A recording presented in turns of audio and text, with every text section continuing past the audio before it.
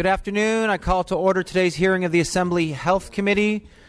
We don't have a quorum yet, so we're going to start as a subcommittee. I'm going to give a couple of announcements first, and then we'll be ready for our first author. First, on time limits, we're going to hear 2 witnesses per side with a time limit of 3 minutes each. Additional witnesses are being asked to please state only their name, organization for the record, and position on the measure. On the consent calendar, we have the following bills proposed for consent. Item number 1, Bill H.R. 26, author Lowe. Item number 7, SB 282, Hernandez. Item number 9, SB 319, Senator Bell. Item number 12, SB 503, Senator Hernandez. Item number 16, SB 675, Senator Liu with amendments. And item number 17, SJR 8, Senator Hernandez. So with that, we're ready for our first author. And any authors that or staff of authors that are following us on the feed, please encourage your author to come and present. yeah. We have less than that now, though, don't we?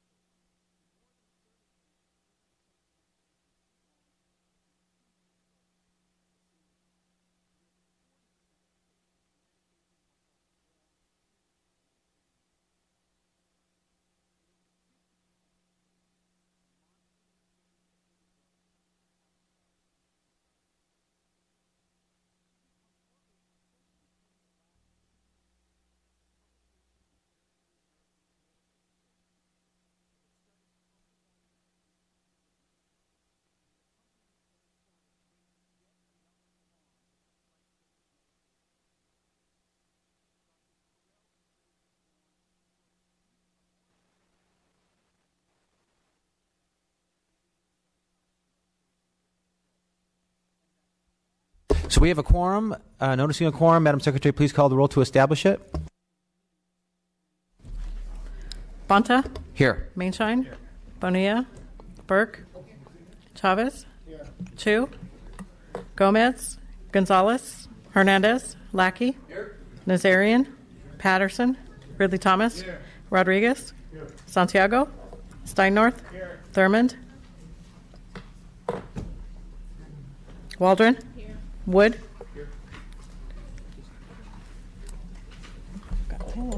We have a quorum. We have 10. Welcome, Senator Latta. We have you up for 2 bills. Item number 2, SB 4, and item number 8, SB 291. Would you like to start with SB 4? Yes. Okay. Whenever you're ready, Mr. Latta. Thank you.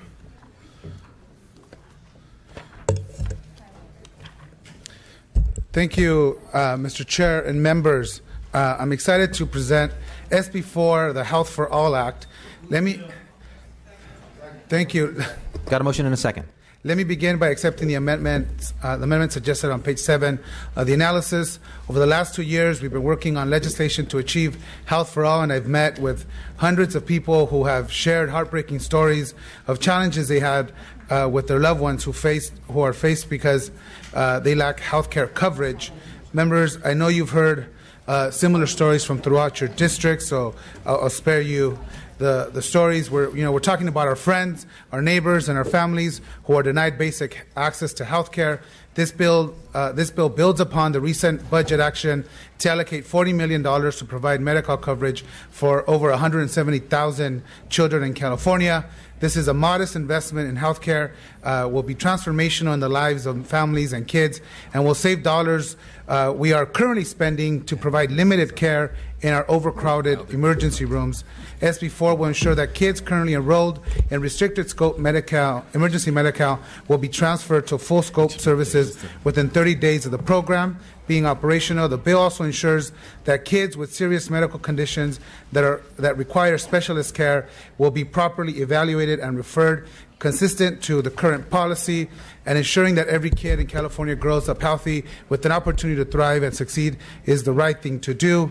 Additionally, the bill will ask the federal government for a waiver to allow those undocumented immigrants who actually can pay into the ACA without any subsidies whatsoever to be able to obtain medical services through the ACA, which makes complete sense. We know that the ACA works if more people are eligible to enroll. And the fact that our federal government leaves out even undocumented immigrants who actually can afford to pay into the system, to me, is absolutely ridiculous. So I respectfully ask for your aye vote. Thank you for your leadership on this issue, Senator Lara. Witnesses in support? Good morning. Ronald Coleman here on behalf of the California Immigrant Policy Center, here in strong support. 5 years ago, Congress unfairly, discriminatorily, and purposefully excluded undocumented immigrants from health coverage under the Affordable Care Act. This exclusion has compounded Congress's failure to create a workable immigration process, and it's totally out of touch with California's core values. Fortunately, California just took a critical step forward. Pushing back on this injustice, a budget deal was reached this year after an outpouring of community advocacy and hard work from legislative leaders, which dedicates $40 million for our state's Medi-Cal program in the 2015-2016 budget and $132 million each year thereafter to provide access to all low-income kids in California, regardless of immigration status, up to age 19. This coverage will start after May 1st, 2016. Ensuring that uninsured Californians gain access to quality, affordable health care coverage is cost-efficient and common sense. Without that coverage, expensive emergency visits and expensive complications from treatable conditions are wasting money that could be used to provide comprehensive coverage that keeps everyone healthier. For $65 per child per month extra, a tiny monthly investment, we will change that for the lives of 170,000 children throughout the state of California. This bill ensures that these children will move from restricted scope Medi-Cal to full scope Medi-Cal within 30 days after a determination is made that the program shall commence. Additionally, it ensures that California will seek a waiver under Section 1332 of the Affordable Care Act to ensure that undocumented immigrants can purchase coverage in covered California using their own money. Ultimately, California must build on this foundation to ensure that parents of these children and other undocumented immigrants can access health care as well. Undocumented workers are 9% of our workforce and contribute over $3.2 billion in tax money to our state's economy. Undocumented people take care of California in many ways, and California should be taking care of them. California has come a long way from the days of Prop 187. State lawmakers partnering with a growing immigrant rights movement have realized the social and economic benefits of including undocumented people, whether it's strong worker protections, access to driver's licenses, or common sense civil rights protections around unjust detentions and deportations. In the long run, the federal government must create a workable immigration process that upholds our values and doesn't lock families out of health care, but frankly, that's not going to happen anytime soon. So for those reasons, we ask for your support and ask for your aye vote on SB 4. Thank you. Thank you. Additional witnesses in support? Beth Capel on behalf of Health Access California. We want to particularly call this committee's attention to the fact that there are 350 to 400,000 Californians who are uninsured and whose incomes are above the Medi-Cal income threshold. These folks would be helped by this bill by allowing them to purchase coverage through Covered California rather than being turned away at the door. Most of those Californians live in families with other family members who are citizens or lawful residents. All of the costs of that program are borne through fee-supported funds. Thank you. Mr. Chair and members, Elizabeth Landsberg with the Western Center on Law and Poverty here in support of SB 4. We applaud the legislature and governor's action in the budget to cover all children regardless of immigration status. This bill makes a couple of important changes to make sure we are transitioning those kids from restricted scope to full scope within 30 days, as well as to maintain the same rules we use around managed care so that, as the author stated, kids with special needs can be treated similarly. We're here in strong support. Thank you. Kimberly Chen with the California Pan-Ethnic Health Network, proud here to be in support and urge our aye vote. Thank you. Additional witnesses in support? Please state just your name, organization, and position. Mr. Chair, committee members, Noe Paramo, California Rural Legal Assistance Foundation, in strong support, and I'm glad to pass the mic on to some young leaders. Jesus, UCLA Labor Center, Alianza, and the Davis community. and I support SB4 and Health for All. Affordable, equality, health care for all. Thank you. Jocelyn Gonzalez, resident of Solano County with Alianza and UCLA Labor Center, and I support SB4 and Health for All. Thank you. Thank you. My name is Maricela Hernandez. I'm here representing Alianza and the Dreamer students in Sacramento in support of SB4. Joe Wolfwork. I'm a Sacramento resident. I support SB4 and Healthcare for All. Kathy Dressler on behalf of the Children's Partnership and the Children's Health Coverage Coalition in strong support. Janice Canallen, Children's Defense Fund in strong support. Jasmine Gordon with the California Black Health Network in strong support. Buenas tardes, asambleístas. United Food and Commercial Workers State Council in strong support. Khadija Alam Javed with the Advancement Project in support.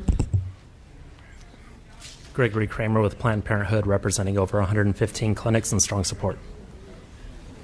Gabrielle Lessard, National Immigration Law Center, headquartered in Los Angeles. We support SB4 as an important step toward achieving access to affordable health coverage for all Californians. Betsy Imholtz for Consumers Union, the Policy and Advocacy Division of Consumer Reports, in strong support.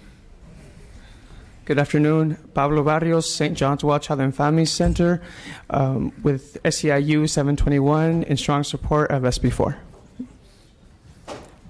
Good afternoon. My name is Ana Ruth Varela. I'm from St. John's Well Child and Family Center, a member of SEIU 721, and I strongly support SB4. Thank you. Hello, my name is Angie Valencia. I'm from St. John's Well Child and Family Center and 721, and I support. Hello, my name is Cristina Valencia, and I'm from St. John's Clinic, and I'm support to 720. Thank you. Good afternoon. My name is Joel Aguiar, current Executive Director of Street Level Health Project and former undocumented immigrant, in strong support of SB4. Hello, good afternoon. Samantha Vasquez of Street Level Health Project in strong support. Joseph Vigela with Cherla, the Coalition for Humane Migrant Rights of Los Angeles, in strong support. Chihira Cunningham with the Green Lighting Institute in strong support.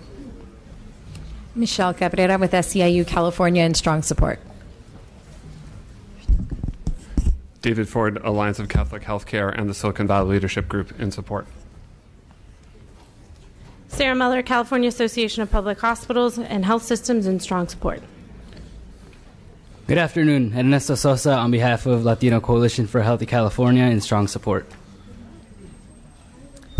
Rebecca Gonzalez, National Association of Social Workers California chapter in full support. Chair and member Sean South on behalf of the California Primary Care Association in support. Mi nombre es María Oliden, vengo del Valle de San Fernando y apoyo a la SB4 y ojalá que se haga más. Gracias.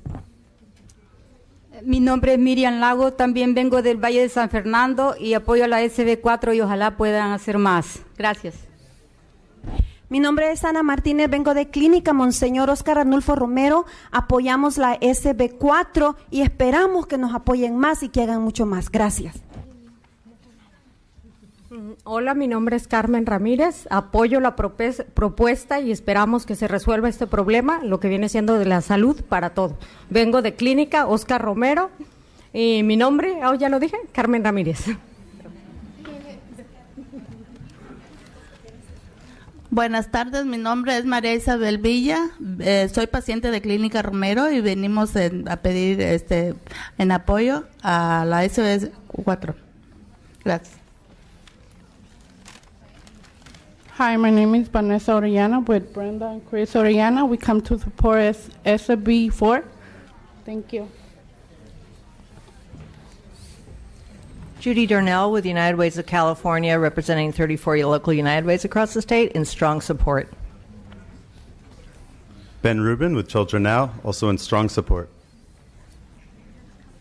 Rhonda Reyes-Kravitz, representing Alianza, a nonprofit supporting comprehensive immigration reform, and we are in strong support of SB4. Mr. Chairman and members, Josephine Figueroa on behalf of Insurance Commissioner Dave Jones in support. Fred Main on behalf of CalPACE, the programs for the all-inclusive care for the elderly, in support. Dennis Garcia on behalf of the California Latinas for Reproductive Justice, in strong support. Jody Hicks on behalf of the California Academy of Family Physicians, in support. Thank you. See no additional witnesses or members of the public in support. Witnesses in opposition. Let's make some room for them up front, please.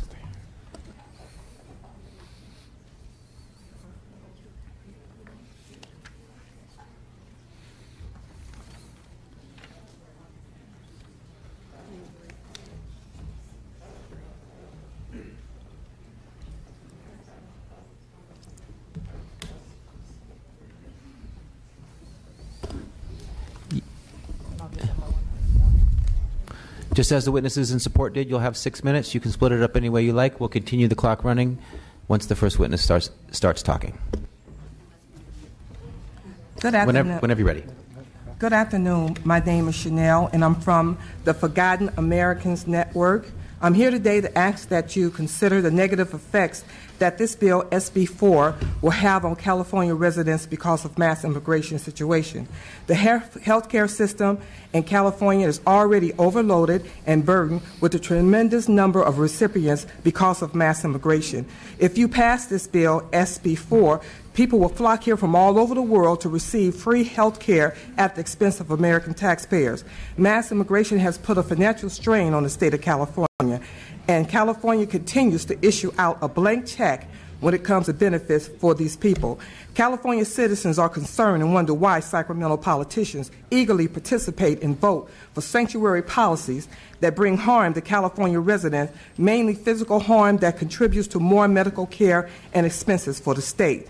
And because of the mass immigration, presently there are long waiting lines at the hair care centers, and most often a 2-year waiting period for appointments. I personally know about those waiting periods for appointments because I lost my right eye to glaucoma, waiting 2 years for an appointment in regards to my eye. I lost my eyesight because a few years ago, American citizens were cut off of Medi-Cal in this state by the governor at this time, and I was denied proper medical care for my eyes. I had no job. I had no medical plan. I was terminated from my job. I was told that I did not speak Spanish, and they fired me. I lost everything I had. I was put out in the street, and I was homeless. I was discriminated against, and I lost everything I had. I went from government agency to government agency, and because I was not part of mass immigration, I did not receive the proper assistance or housing. There are politicians in Sacramento representing people. There are politicians in Sacramento that are not representing people like me, and I feel that it's unfair. It is inhumane what the state of California politicians are doing to American taxpaying citizens and their children. I worked in California for decades, and I contribute to the system. And when I needed help, I received no help because everything was deferred and focused on the mass immigration. It is inhumane for the state of California to lead the country, across the country, and taking care of illegal immigrants that come over here and destroying black communities. It is inhumane. The unemployment in black communities are 70% because mass immigration, they're lured to come over here with the benefits like this SB 4. So I would like to say, please vote no on SB 4. Enough is enough. Thank you. Next witness. Good afternoon. My name is Patrice Lines. I have a Bachelor's of Science in Nursing. In the 2015-2016 state budget, PRUCAL is mentioned. In SB 4, once the insured illegal or illegal on limited scope Medi-Cal is approved for full scope Medi-Cal, they will then be eligible for PRUCAL, or permanent residence under color of law. Individuals applying for full scope Medi-Cal are eligible for PRUCAL, though they are not U.S. citizens and are here illegally. Once they get PRUCAL, they have the same rights as legal residents for welfare eligibility purposes. Do you know that under PRUCAL, An illegal receives written assurance from USCIS that they will not be deported. Under this doctrine, people with no legal right to remain in the U.S. remain and receive benefits. Ultimately, applying for expanded full-scope Medi-Cal will allow the illegal to apply for permanent residence under color of law, or PRUCAL, where they will be considered to have the same rights as legal residents for welfare eligibility purposes, and be assured by USCIS they will not be deported. My friends, is this not a smoke and mirror backdoor amnesty?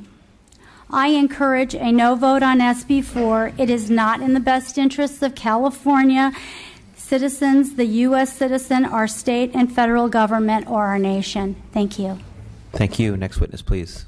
My name is Betty Robinson. I'm an RN who trained at LA County General. Covered California has not lived up to expectations. We have the highest child poverty rate level in the country. Medi-Cal reimbursement rates in California are the lowest in the nation. For example, for a basic office visit, Medicare reimburses $45.69, while Medi-Cal reimburses only $18.10. We've added 2.2 million more to our Medi-Cal rolls with the advent of Affordable Care Act. Adding millions more of illegal immigrants to our already stressed healthcare system will only decrease the quality of care even further for our own citizens. I urge you to vote no on SB 4. Thank you. Additional witnesses in opposition. Name, organization, and position only, please. My name's Karen Leggett, and being a senior citizen, I say no because it's overworked on our health system. I don't want to wait a month to see the doctor. Thank you. Okay. Excuse me, was there someone else at the table who wanted to speak? Yes. Forgive me, I missed that. You have 30 more seconds left. Okay. We'll start the clock when you start talking. A total of 30 or 30 each? You have 30 seconds left of your 6 minutes, 30 total. You can split it up any way you like. Thank you. I'm a doctor. I was a Medi-Cal provider for a number of years. I know how it works, and I'm very concerned that this is not sound policy to provide medical services to residents of a foreign country. We are, as providers of services, compassionate. I provided a lot of free services, and others have as well. Services are available, and the best way to get services, thank you, thank you, thank you. Thank you. That's it for witnesses at the table. We're going to witnesses at the microphone. Please state your name, organization, and position only. My name is Dorda Jensen. I'm not part of any organization. I'm a citizen driving here to say I'm strongly in opposition to SB 4. Thank you. Please vote no. My name's Robin Vidston, and I'm the California Director for the Remembrance Project. In the name of homeless families and in the name of the 400,000 U.S. foster kids, strong vote on this. Help Americans. I'm Stella Stevens. I'm with the Concerned Citizens of Riverside County. Vote no on SB 4 because the estimated billions is just for starters. Please state your name, organization, and position only. I'm going to have to start using the mic. I'm going to cut off the mic if you say more than your name, organization, and position. Please follow the rules of the chamber. Thank you. Yes, Wes Parker, president of the Long Beach Heterosexual Resistance. I oppose SB 4, this backdoor amnesty bill. Tammy Orsini, citizen of the state of California, strongly opposed SB number 4. Davi Rodriguez from Save Our State, strongly opposed. Long live the spirit of... Mike McGettrick, We the People Rising. I'm strongly against this. Darrell Robinson, American Patriots. Vote no on 4, please.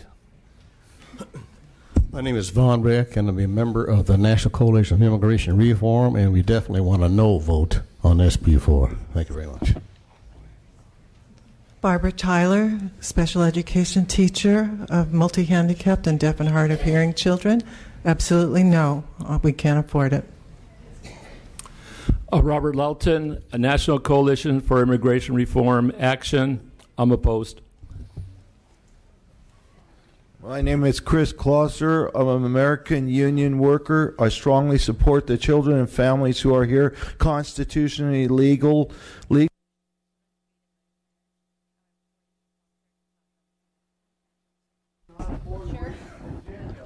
My name is Carol Schlafer. I am the founder of Citizens for Better Pomona. I vote no for SB 4. It would put an serious... All right, folks, I was pretty clear about the rules here. State your name, organization, and position. That's not difficult to understand. Please follow the rules of the chamber. Thank you. Hi, I'm Sonia Kupler. I'm a citizen activist locally, and I'm opposing SB 4, and I ask that you do the same. Thank you. Thank you. Hi, I'm Janet West from We the People Rising. I ask that you vote no on SB 4. Thank you. Hi, my name is Raul Rodriguez Jr., and I'm with America First Latinos, and I oppose SB 4 100%. Please vote no. I'm Dr. Newman. I would encourage you to vote no on SB 4. I'm an independent provider. Thank you. Thank you, sir. My name is Gail Workman. I'm a private citizen, and I would ask you to please vote no on SB 4. Thank you. I'm a private citizen, and I also oppose SB 4. Healthcare is a service. Thank you. See no additional witnesses in opposition. Member questions or comments? Okay. We have additional witnesses in support. Name, organization, and position only, please. Mr. Chairman, Dolores Duran Flores, California School Employees, here in support. Thank you. Mr. Chair, member Sarah Flox, California Labor Federation, in support of this version of the bill. Thank you. Mariana Ramirez with MALDEF in support. Thank you. See no additional witnesses in opposition or in support. We're turning now to questions or comments from members. Seeing none. Assemblymember Chavez.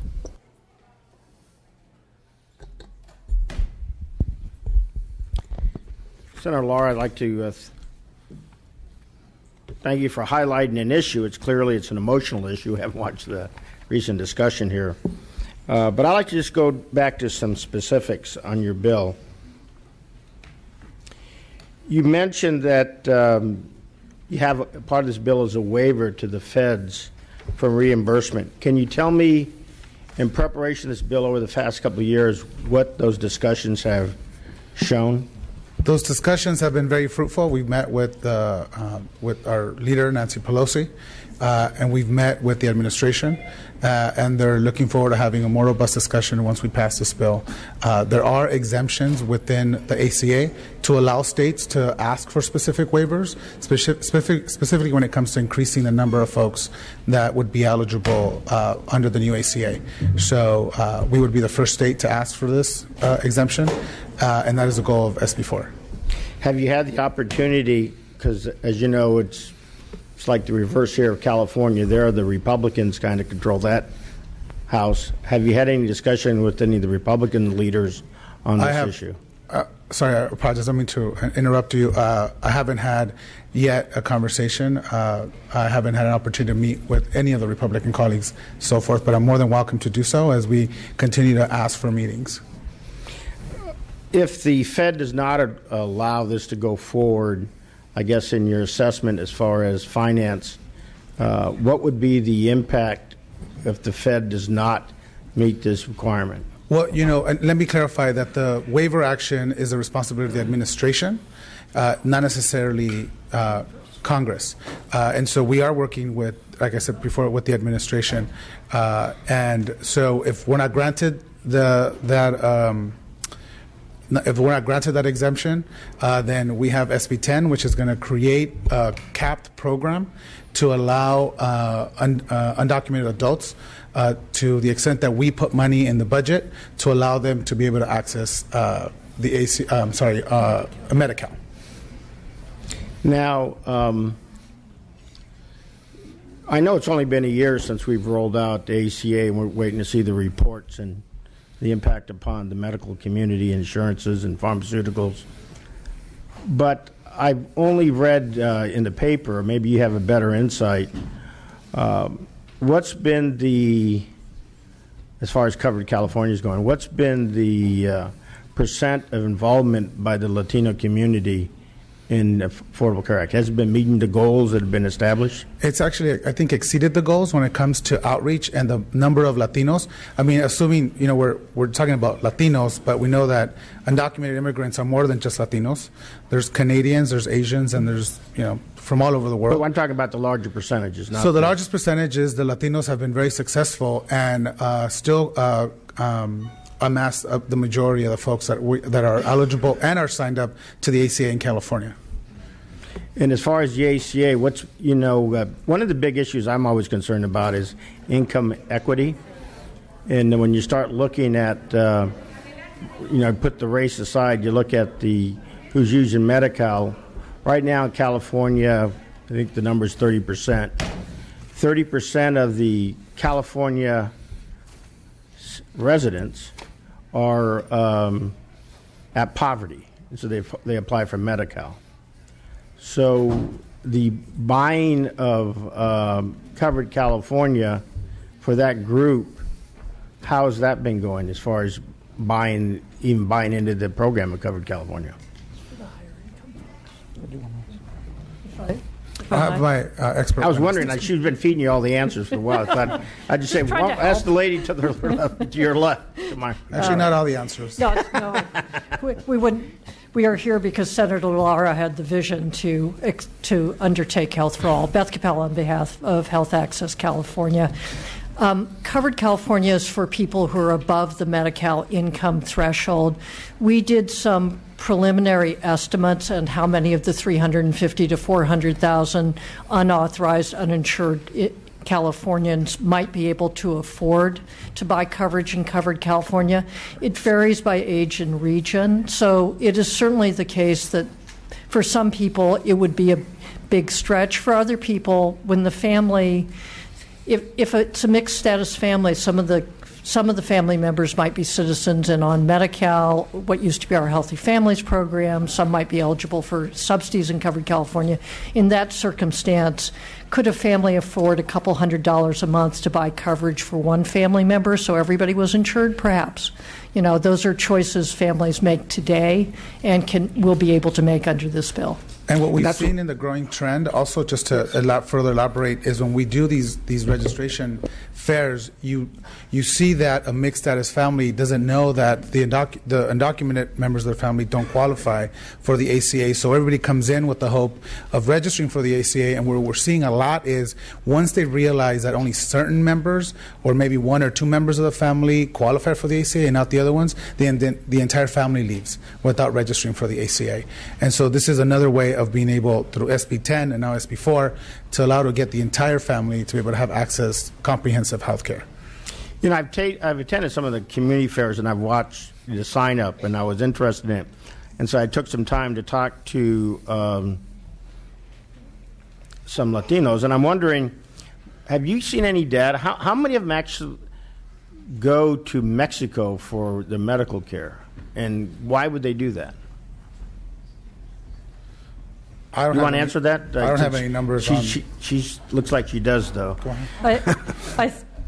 Sir, I think while that might have been common in the past, the border crossing, I think that is perhaps less common now because of the difficulty in crossing the border and the other impediments. So what we see in California is that we have mixed status. Most undocumented Californians live in mixed status families. That is, they have family members who are lawfully present or are citizens. You probably know it from your own district. Actually, my own family. Yeah.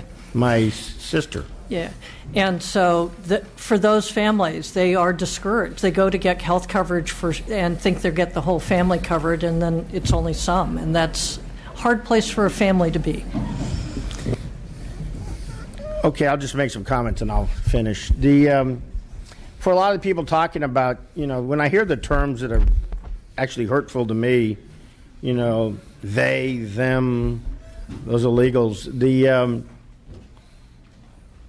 I'd just like to add some clarity to it.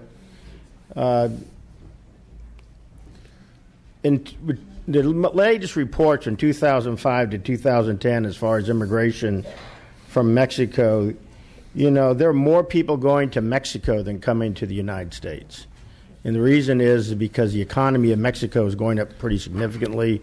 This recent issue with gasoline and oil is probably going to change more of their economy than ours. So there's a lot of issues. The economic development of Canada, Mexico, and the United States is really strong and is benefiting all countries. So this idea that, these terrible comments by Mr. Trump really don't reflect at all what's going on in the society. But the other reality is that SB 75, which is part of the budget, which you mentioned before, where we have $40 million this year and $132 million next year, allows all children Medi-Cal 18 years and below to be taken care of. That was a big step.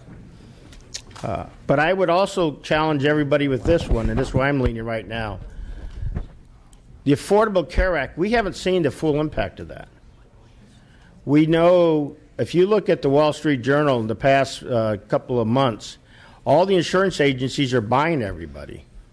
And the reason they're buying everybody is because this is such a volatile market, and unless they have scope, they're going to go under. And so this is changing dramatically. And what's going to happen is, before where you had the person who needed the medicine to the person who provided the medicine, now in between them you have insurance agencies are telling where you're going, and you have doctors less flexibility. And what's happening is it's going to drive up the cost even more than it is today. And I think this bill would probably have a lot of merit when we have first solve immigration reform, which all the Republicans have signed, pretty much all Republicans have sent in a resolution this year asking for immigration reform from the feds. So the Republicans of California have come out very strongly on asking for immigration reform. To allow the medical system to figure out where we're at, and then we could go forward for a more comprehensive one. We're meeting the needs of the young children with SB 75, so I think for that reason, not knowing where the economy is going with this, I won't be able to support it today because I think we haven't seen the full impact on health care changes, and we need to see that. And I'll just end it with this last statement. The Republican Party is very strong requesting immigration reform, and the Republican Party came out just yesterday strongly against the comments of Trump, and we are supportive of all these efforts. But we also are concerned about the 30% of Californians who are at poverty and how we're going to take care of them. So I won't be supporting this bill today. Thank you, Assemblymember Chavez. Dr. Wood. Thank you, Mr. Chair, and thank you, Senator Lara, for bringing this bill forward. To me, this shouldn't be about winners or losers. I think we need to have a way to sustain a system that helps everyone within the system. As a healthcare provider, the overall public health is really, really important to me. There are costs that burden the system associated with people not having access to healthcare coverage. Emergency rooms should not be where people go for care coverage. And so the opportunity to have some basic preventive care, some basic health care is a real positive. And I think will have a positive, not a negative impact on the system. So I thank you for bringing that forward, and I look forward to supporting your bill. Seeing no additional comments or questions from members, Senator Lotto, I just want to thank you for your leadership on this issue. Thank you for your tremendous and effective leadership during the budget to help make sure that we provided health care coverage for undocumented California children. And I appreciate your continued ongoing work on SB4. I'm very proud and honored to be a principal co-author with you on this bill. And with that, we have a motion of due pass as amended to appropriations with a second. Madam Secretary, please call the roll. Bonta? Aye. Bonta, aye. Mainshine? Mainshine, no. Bonilla? Burke? Burke, aye. Chavez? No. Chavez, no. Chu? Gomez? Gonzalez? Hernandez? Aye. Hernandez, aye. Lackey? No. Lackey, no. Nazarian? Patterson? Patterson, no. Ridley Thomas? Rodriguez? Santiago? Steinnorth? No. Steinnorth, no. Thurmond?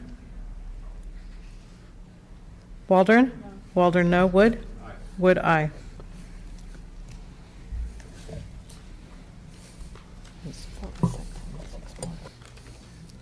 We have quite a few members out of the room at the moment. The bill is on call. The current tally is 4 to 6. It needs 6 more votes to pass.